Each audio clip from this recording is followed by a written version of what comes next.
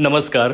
R न्यूजच्या शुक्रवार दिनांक 29 मेच्या बातमीपत्रात आपले मनपूर्वक स्वागत. महेंद्र ज्वेलर्स राजारामपुरी प्रस्तुत आजचा सोन्याचा 24 कॅरेटचा दर आहे 1,55,500.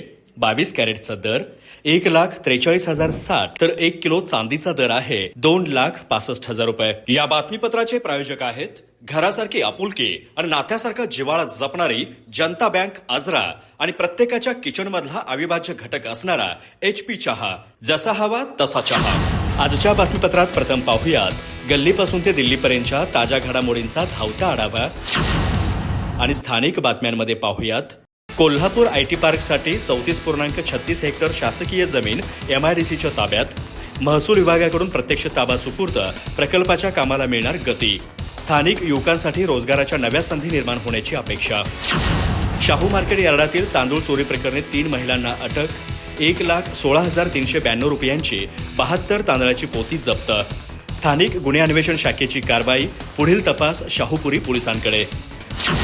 गोकुळच्या हलाल प्रमाणपत्राविरोधात हिंदुत्ववादी संघटना आक्रमक. प्रमाणपत्र तत्काळ रद्द न केल्यास आंदोलन आणि मोर्चाचा इशारा. जिल्हाधिकारी, आमदार आणि गोकुळ प्रशासनाला निवेदन सादर. वडरगे मार्गावरील प्रस्तावित कचरा डेपो आणि दफनभूमी आरक्षणाविरोधात नागरिकांचा एल्गार. नियोजित कचरा डेपो आणि दफनभूमी विरोधी संघर्ष समितीच्या नेतृत्वाखाली भव्य मोर्चा.